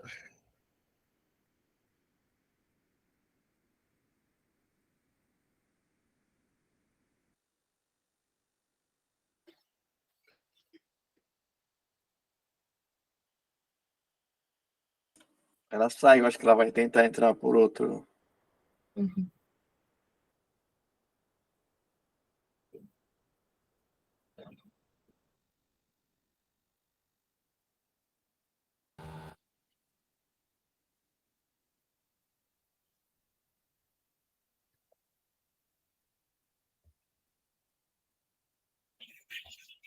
Vou só pedir a todos para permanecerem até o final da apresentação, porque vai chegando perto das 8h30, vai todo mundo saindo, e nós temos uma convidada. Doutor Gama foi buscar um sanduichinho. Peguei o celular.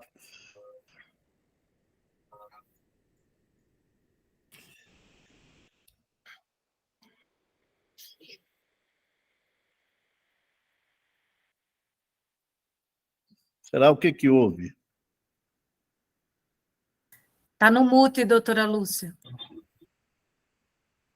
Ah, tá. Não, eu estava querendo saber se você estava a postos, porque é você que autoriza a entrada, né? Sim. Vocês ouviram o que eu falei para ficar até o fim?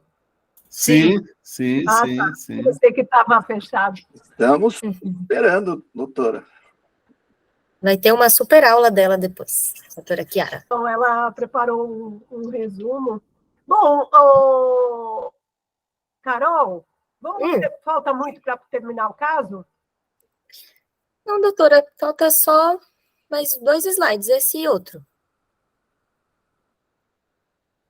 Tá.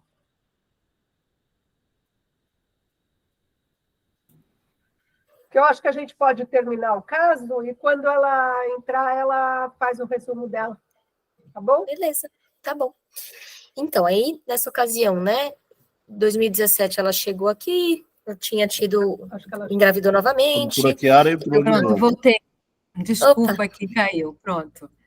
Você Vamos lá. ouviu, doutora, esse slide que aconteceu? Ah, ouvi sim. Ela aumentou um pouquinho as transaminases, né? E aí retornou para o uso da penicillamina. Exato. Seguir, então. Fala, Chiara. Então, teria tido algum outro momento, alguma outra justificativa dela aumentar transaminases? Que eu fiquei aqui pensando se isso... Não. Não. Nada relatado, pelo menos. Foi até pesquisado outros fatores, como para NASH, por exemplo. Ganho de mas peso ela importante na gravidez? Não. não, Ok. correu tudo bem. E aí, nessa ocasião, optou-se por retornar com o uso da depenicilamina e a gente manteve o zinco também, pelo que eu tinha entendido. É por esse aumento de ALT. E aí, em seguida, no começo de 2018, ela falou que parou de usar o zinco por conta própria, e ela estava usando a depenicilamina ainda 500 miligramas dia, e por conta dessa manutenção das enzimas alteradas, a gente optou por aumentar a dose da depenicilamina para 1 grama dia novamente. Ela retornou no final do ano, né, em outubro de 2018, e a gente resolveu aumentar novamente a dose por conta dessa manutenção dessas enzimas alteradas, aumentamos para 1.250 e reintroduzimos a piridoxina. Esses eram os exames do final de 2018 que fizeram com que a gente aumentasse para 1.250 a dose da depenicilamina para ela. A LT continuava bastante alterada, não melhorava, e aí por conta disso a gente resolveu aumentar. Posso seguir? Falta só mais um slide. Pode seguir. Então, por conta desse aumento, né, da dose, ela queixou-se bastante de náuseas, e aí a gente decidiu, em setembro do ano passado, a tentar a liberação para o uso do Trientine para ela. Ela retornou em janeiro desse ano, ela novamente estava gestante, estava com 15 semanas de gestação. E ela falou que suspendeu por conta própria o uso da depenicilamina, porque estava causando muita náusea nela, e ela não tinha iniciado ainda o uso do Trientine. E considerando os riscos da suspensão do tratamento, a gente deixou prescrito a dose de 500 miligramas dia do Trientine. Ela compareceu agora no final de março, ela estava assintomática, ela estava usando o Trientine nessa dose, estava com 21 semanas de gestação, a gente solicitou exames laboratoriais, cobre livre, urinário, e aí a gente vai avaliar, depois da gestação, a possibilidade da transição para o zinco, né, no pós-parto, se o cobre urinário estiver em níveis adequados. Então, esse foi o caso. Vou passar a palavra agora para a doutora Chiara, que montou uma apresentação sobre esse assunto para a gente. Só um momentinho. Eu não sei, Maria Lúcia, qual é o tempo que vocês têm. São 3 slides. Tem um apanhado geral e eu tenho 3 slides que são sobre a gravidez. Não sei se dá até que horas que você costuma fazer a reunião, se a gente prossegue. Não, sem problema. Acho que Sim. você consegue fazer isso assim. Rapidinho, então. Acho que muita coisa você comentou, né? Isso. A questão do caso. Então, vamos lá, Carol. Você passa o próximo para mim? Passo. Bom, Então, quando a gente vai caracterizar a doença de Wilson, ela é uma doença genética, é definida como uma degeneração hepatolenticular, que é decorrente da mutação do gene ATP7B, que codifica uma proteína transportadora que tem o mesmo nome. É um defeito autonômico recessivo e que se caracteriza por acúmulo do fígado e, secundariamente, do sistema nervoso central. Tem uma frequência de acometimento da população que é muito variável, ela vai ser maior quando a gente encontra casamentos consanguíneos, então por isso que existem populações onde a gente tem uma prevalência maior e que você consegue até mapear qual é a mutação genética, então varia de 1 para 30 mil até 1 para 300 mil, e a gente pode encontrar uma frequência de mutações na população normal, né, em heterozigose na população sadia de 1 para 90. A faixa etária de acometimento maior, ali na idade por volta dos 20, 30 anos, mas entre os 5 e 35, não sendo excluído o diagnóstico se o paciente for mais velho do que 35 anos, tendo relato na literatura até de 60, 70 anos como início diagnóstico. É uma doença potencialmente tratável, então acho que essa é uma informação muito importante. Então, se a gente não fizer o diagnóstico, se a gente não pensar, ela é progressiva e é fatal, e quando a gente trata, o doente pode ter uma sobrevida igual à da população normal, desde que esse diagnóstico seja feito de forma mais precoce. Então, quanto mais precoce, melhor a evolução do paciente. Pode passar. Do ponto de vista de manifestação clínica, então, as manifestações hepáticas são as manifestações iniciais, o paciente pode ter manifestações que variam desde achados compatíveis com esteatose, macro e microvesicular, achados semelhantes da doença hepática gordurosa não alcoólica e hepatite autoimune, e pode ter uma evolução progressiva para fibrose. Do ponto de vista de alteração neurológica, a gente pode encontrar o achado do anel de Kayser-Fleischer, já comentado, que está presente em até 90% desses pacientes, e a impregnação dos núcleos da base por cobre, visto pela ressonância de crânio. Outras manifestações menos comuns que essa paciente apresentou é a hemólise cumbis negativa, né, como foi chamada a atenção, e esses doentes também podem fazer disfunção tubular proximal, nefrocalcinose, então as manifestações clínicas podem ser bastante variáveis. Pode passar, Carol. Então, na apresentação clínica, a gente encontra 3 formas predominantes. Aquele paciente que é assintomático e que, na realidade, foi diagnosticado a partir de screening familiar, aquele paciente que tem uma doença hepática predominante ou o paciente que tem uma forma neuropsiquiátrica predominante. Algumas vezes podem coexistir as 2 formas de apresentação hepática associada à apresentação neuropsiquiátrica. Do ponto de vista de forma hepática, ela vai predominar sempre nas crianças e nos adolescentes, porque é o primeiro sítio de acúmulo do cobre. Então, a forma hepática predomina numa faixa etária menor, as manifestações clínicas, né, os achados clínicos, laboratoriais ou de imagem, podem ser de esteatose, a manifestação pode ser como uma hepatite aguda ou uma hepatite crônica, a primeira manifestação pode ser de insuficiência hepática aguda, ou muitas vezes já com uma doença avançada de cirrose compensada ou descompensada, e a prevalência dos anéis de Kayser-Fleischer é em torno de 50% dos casos. Com relação à doença neuropsiquiátrica, no adulto, principalmente, ela vai, então, se manifestar após os 20 anos de idade, já não é tanto na criança. Pode haver disartria, tremor, alteração da marcha, distonia, rigidez, alterações cerebelares, epilepsia, depressão, esquizofrenia e transtorno bipolar, com o anel de Kayser-Fleischer presente na maioria dos pacientes. Pode passar, Carol. E quando é que a gente suspeita? Então, como é uma doença que tem um cenário muito grande, né, formas muito diferentes de apresentação clínica, primeiro que a gente tem que suspeitar dessa condição, como foi feito nesse caso.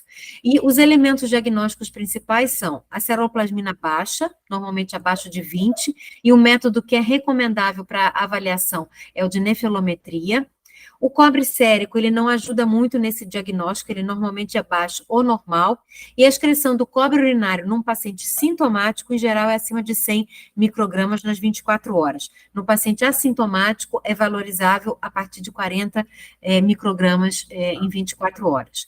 A presença do anel de Kayser-Fleischer também compõe aqui para o diagnóstico, e de exames complementares, a biópsia hepática, nesse caso, a gente faz a avaliação do cobre tecidual, pode aplicar a coloração de rodanina ou da alceína, que, se positivas, ajudam no diagnóstico, e os testes genéticos. Então, esse é o arsenal que a gente tem para fazer o diagnóstico. Normalmente, um único elemento não faz o diagnóstico, a gente precisa se cercar de vários outros quando o quadro, quando a forma de apresentação clínica não é típica. Pode passar o próximo.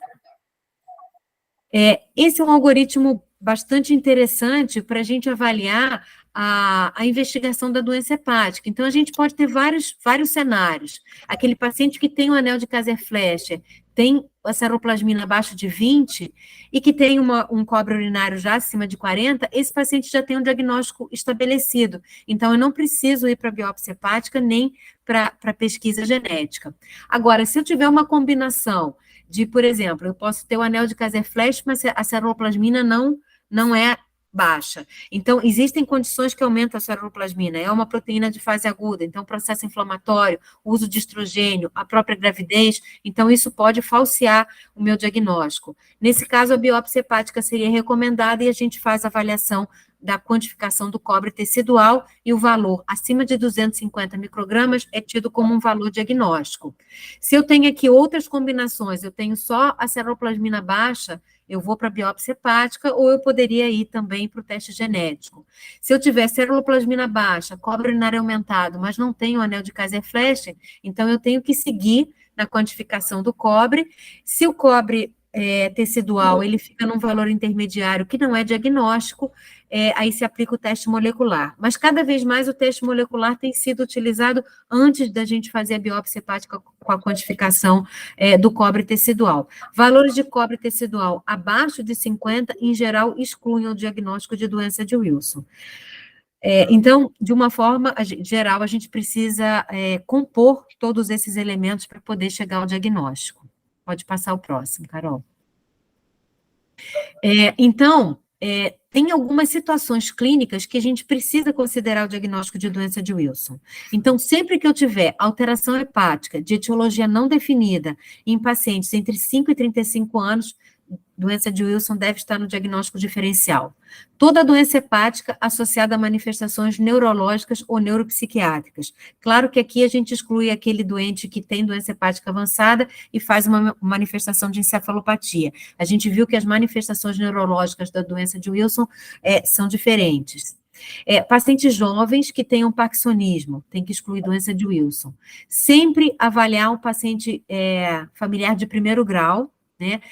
Crianças que tenham uma hepatite autoimune, né, uma hipótese de hepatite autoimune, ou adultos também nessa condição, mas que não respondem ao tratamento. Então, eu fiz um diagnóstico inicial de hepatite autoimune, mas ele não vem respondendo ao tratamento imunossupressor, pensar no diagnóstico diferencial de doença de Wilson.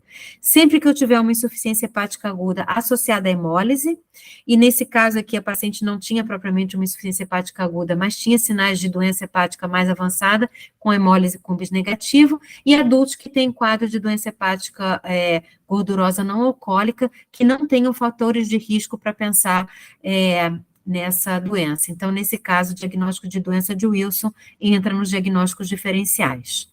Próximo. Aqui, resumindo, como é que a gente faz anterior a esse, Carol? Acho que você pulou. Depois. Engraçado, pulou um que era... Vê se está no próximo, então. Esse, e depois vem esse. Tá, bom. Então, aqui os tratamentos foram todos esses tratamentos comentados. O que a gente tem disponível, que está no nosso PCDT de 2018, são a penicilamina e a trientina, atualmente. A penicilamina sempre associada à piridoxina, como foi feito na paciente, porque a penicilamina inativa a piridoxina. Ambas as drogas, normalmente a gente começa, principalmente para a penicilamina, com doses progressivas por conta dos efeitos adversos, né? Que não são poucos, tem muita reação de hipersensibilidade que o paciente pode apresentar. Então, as doses iniciais vão sendo progressivas, a gente aumenta a cada semana 250 miligramas e chega no primeiro nos primeiros 3 meses de tratamento, a essa dose padrão que varia de 1.000 a 1.500 miligramas, que a gente divide em 2 ou 4 tomadas diárias. E depois, se o doente estabelece já um padrão de estabilidade clínica laboratorial com cobre urinário adequado, a gente pode reduzir para 750.000 miligramas por dia. Então, no início, a cupriúria é muito elevada, pode chegar a mais de 2.000 microgramas nas 24 horas, mas na fase de manutenção, o que a gente espera é entre 200 a 500 de cobre urinário e o cobre livre mantido abaixo de 15 microgramas por decilitro. A trientina são semelhantes às doses, tem menos efeitos adversos e é uma droga mais segura para aquele paciente que já tem doença neurológica estabelecida ou que tem um quadro neurológico. Então, se a gente puder optar no paciente com quadro neurológico, a trientina seria a primeira opção. Alguns autores recomendam que a trientina seja a primeira opção em todas as situações, inclusive a hepática. E as formas de monitorização são semelhantes. Para o zinco, a gente pode começar naquele paciente que é assintomático ou utilizar na fase de manutenção da doença, então naquele paciente estável. Da maneira como foi feita nessa paciente, são 150 miligramas de zinco elementar, que pode vir sob a forma de sulfato de zinco ou acetato de zinco. Nesse caso, a gente tem como objetivo um cobre urinário mais baixo, então, abaixo de 100 microgramas nas 24 horas, e o parâmetro para o cobre livre é o mesmo. Pode passar para o próximo. Era esse, então. Então, a gente pode determinar a escolha do tipo de tratamento de acordo com a manifestação clínica.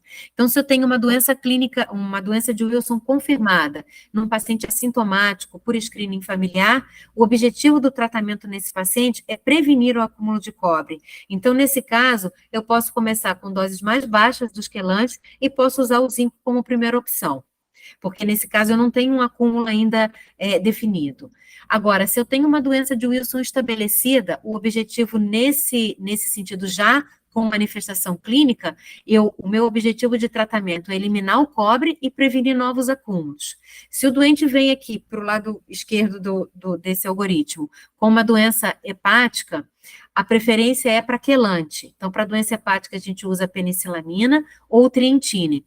Pode associar o zinco se o doente tiver cirrose descompensada. Então, essa recomendação da associação das duas drogas é mais importante naquele paciente numa fase inicial de tratamento da cirrose descompensada. Depois, você pode seguir só com o quelante, né? E se o doente atinge uma estabilidade clínica, pode ser permutado para o zinco. Se o doente tem insuficiência hepática aguda, nessa condição, a resposta a qualquer tratamento por droga oral é muito baixa. Então, esse paciente ele é elegível ao transplante hepático. Ou se, em vigência de tratamento, o doente piora, ele também deve ser referenciado para transplante hepático. Já, por exemplo, se eu tiver um doente com uma manifestação predominantemente neuropsiquiátrica, a gente tende a escolher o trientine por conta das reações da penicilamina. A penicilamina, ela tem um risco de piorar em até 50% as manifestações neurológicas por conta da mobilização dos depósitos de cobre, e nesse caso, parte desses pacientes não recuperam. Então, trientine, associado ou não ao zinco, o tetratil molibdato de amônia a gente não tem disponível, em outros países já existe, seria uma outra opção, tá? E a questão do transplante hepático, só aqui fazendo um breve comentário, é que a indicação ela é muito mais voltada para a doença hepática descompensada e para a insuficiência hepática aguda. O doente neurológico ainda não tem uma recomendação de que a gente faça o transplante por conta da doença neurológica como primeira manifestação, porque a recuperação desse doente não é tão boa quanto de um paciente que é submetido a transplante por doença hepática descompensada. Então, a terapia de manutenção, a partir de 1 ano, é seguro você já mudar, desde que o doente tenha resposta clínica, bioquímica adequada, ou com dose de quelante reduzida, ou com zinco em dose plena. Pode passar o próximo. Pode passar, Carol. Aqui a gente já comentou sobre as questões de como monitorizar, eu vou passar direto, então, para a gravidez. Então, o que a gente tem de conhecimento sobre a gravidez? O que se diz é que a gravidez é possível, a gente viu que essa paciente conseguiu engravidar 2 vezes espontaneamente, né? Então, o que garante um desfecho favorável é que essa gravidez seja planejada. Então, isso é que é importante discutir com as nossas pacientes no ambulatório, que essa gravidez possa ser planejada, então, no melhor momento de compensação da doença clínica. Isso vai ser desfavorável se a doente não tiver compensada e, principalmente, se ela já tiver uma cirrose hepática. O risco de abortamento é definido como pouco maior do que na população normal, tem estudos que mostram taxas muito semelhantes, e, em geral, novamente, relacionada à doença hepática avançada ou doença não tratada, antes do diagnóstico. O risco de defeito genético também parece ser semelhante à da população sem doença de Wilson. Pode passar o próximo, Carol. E um dado muito importante, que nunca deve ser interrompido o tratamento durante a gestação. Então, isso foi uma coisa que a paciente fez, então ela deve ser, novamente, assim, orientada, porque a gente tem que tentar procurar qual é a droga que ela vai ter uma adaptação melhor, mas o tratamento, ele deve ser mantido. Então, a gente pode ter a opção de usar os quelantes, como eu comentei anteriormente, numa dose menor do que a dose que a paciente usava enquanto estava equilibrada, então, redução de 25% a 50%, tanto a penicilamina quanto o trientine, e se a doente tiver em uso de zinco, pode ser mantido o zinco, e no caso do zinco, não precisa de ajuste de dose. E o monitoramento laboratorial nessa paciente precisa ser mais frequente, então a recomendação é que isso seja feito pelo menos uma vez a cada trimestre da gestação. Próximo. E com relação à questão da amamentação, de forma geral, os guidelines recomendam não amamentar. No entanto, existem estudos que mostram que poderia ser seguro. No entanto, a gente sabe que tanto a penicilamina, quanto o trientine, quanto o zinco, eles são excretados no leite materno. Então, isso tem que ser uma avaliação individualizada, mas, de forma geral, os guidelines recomendam não fazer a amamentação. Outra questão é não interromper também o tratamento durante a amamentação, então, em nenhum momento a gente deve interromper, e retomar o tratamento para a dose habitual, anterior à época em que a paciente, antes da gestação, isso pode ser feito com segurança a partir de 3 semanas após o parto. O cuidado que a gente tem que ter é com a cicatrização de tecidos, então, principalmente os quelantes, o que eles prejudicam é a cicatrização, se for uma cesárea ou até um parto normal, né, episiotomia, que possa ser retornada a partir do momento que a cicatrização dos tecidos já esteja completa. Então, assim, eu fiz bem resumidinho para não tomar muito aqui o tempo, mas esses são os aspectos principais. Acho que essa doente foi super bem conduzida, essa variabilidade de ajuste da droga é o dia a dia desse paciente com doença de Wilson, a interpretação desses resultados, cobre urinário, cobre livre, não é fácil.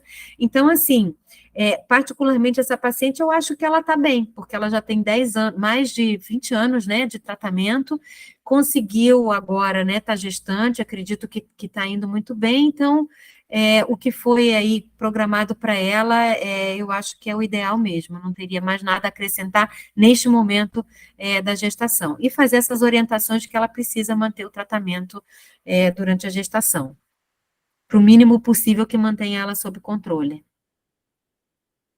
Então, é Muito isso. bom. Perfeito. Muito bom. Muito bom, Chiara. Gente, doutora Chiara está aí, façam perguntas. Quando eu convidei você, Chiara, alguém me perguntou assim, a doutora Chiara é uma expert em doença de Wilson? Eu falei, não, a doutora Chiara é expert em tudo, Não. inclusive em doença de Wilson.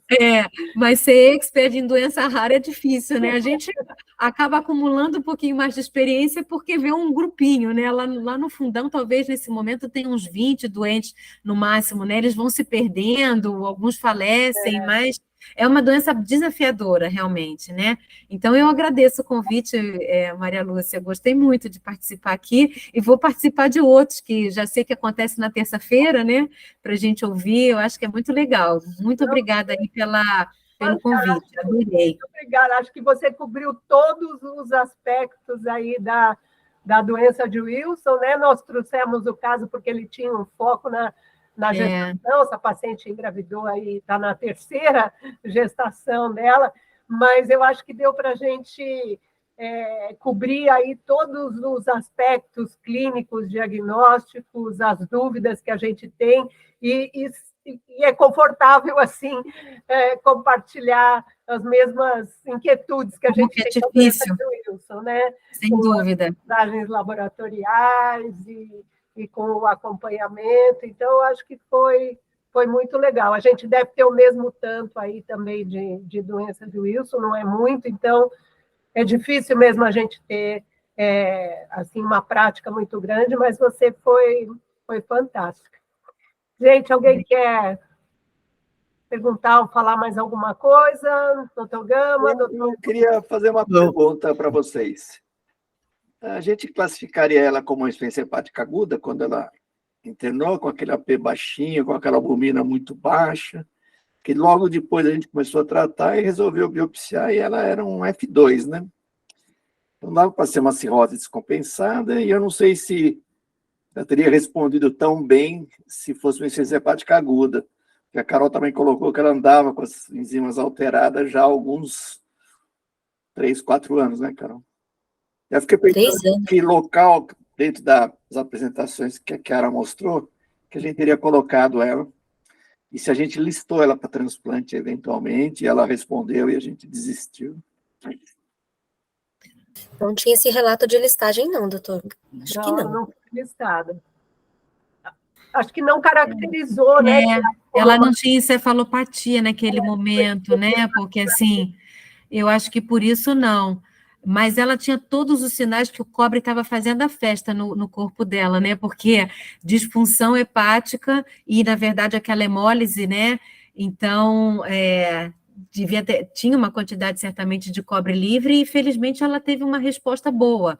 Provavelmente, a gente não teve ali os dados iniciais do cobre urinário, mas eu acredito que, naquele momento, assim, foi uma paciente que teve uma boa resposta e resgatou essa função. Então, como o Antônio Eduardo está colocando aqui, se fosse já numa fase de cirrose, talvez a gente não conseguisse resgatar essa paciente, ou se tivesse esperado mais um pouco, talvez pudesse ser uma insuficiência hepática já com a caracterização de encefalopatia, sem conseguir resgatar essa doente com droga. O que eu já li de resgate numa situação assim mais aguda é até a situação de plasmaférese que você pode fazer para tirar um pouquinho desse cobre circulante. Então, para dar o tempo da medicação começar a fazer efeito. Tinha também um outro estudo que dava uma dose alta de penicilamina, mas eu acho isso complicado, né, porque a penicilamina tem muita reação adversa, e você começando logo. Então, às vezes, como ponte, esperando alguma melhora, a plasmaférese é uma das situações, um suporte que pode ser indicado para esses pacientes. Mas realmente dava muito, né, a doente ficou muito mal, com tempo de atividade de protrombina de 34%, albumina de 2,2%, não necessariamente ela poderia ter o desfecho que tem agora, né? 20 anos depois sendo apresentada na sessão clínica e já tendo engravidado 3 vezes. É isso aí. Obrigado pelos conhecimentos adquiridos. Eu que agradeço poder compartilhar com vocês. Uma pergunta, em termos de contracepção, recomendações específicas? Ele, assim, da contracepção, assim, o estrogênio aumenta o cobre. Então, de forma geral, eles contraindicam os anticoncepcionais orais.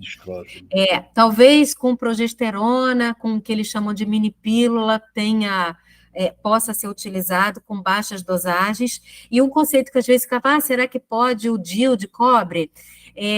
Eu até reli isso recentemente, a dosagem de liberação de cobre pelo DIU é muito, muito baixa, menos do que a gente ingere e do que é a necessidade diária, então ele não está contraindicado. Então, poderia utilizar o dispositivo intrauterino, de preferência anticoncepcionais, não usar estrogênio, sejam aqueles com baixo teor, que eles chamam de mini pílula, isso é que seria recomendável como contracepção para essas pacientes. E nos pacientes que, com doença de Wilson, uso de quelante, que em algum momento terão uma cirurgia eletiva a ser realizada. Então, isso é uma outra questão importante. E considerando aqueles que vão ser operados de urgência, por exemplo. O de urgência... Sim. O que se recomenda é você reduzir sempre os quelantes, principalmente a penicilamina, porque ele vai atrapalhar a cicatrização, porque ele altera uma enzima da síntese do tecido conjuntivo. Então, para a cirurgia, você também recomenda a diminuição. Você não suspende, redução de 50% da dose no pré, no pós-operatório. Se for de urgência, a gente vai suspender naquele perioperatório e um pouquinho depois até a cicatrização dos tecidos e depois você reassume na dose habitual do paciente. Mas essa recomendação é importante. Perfeito. E outra coisa, no caso, imagina que essa paciente tivesse, como o doutor Eduardo perguntou, se ela tivesse insuficiência hepática aguda ou perdendo função naquele momento e tivesse...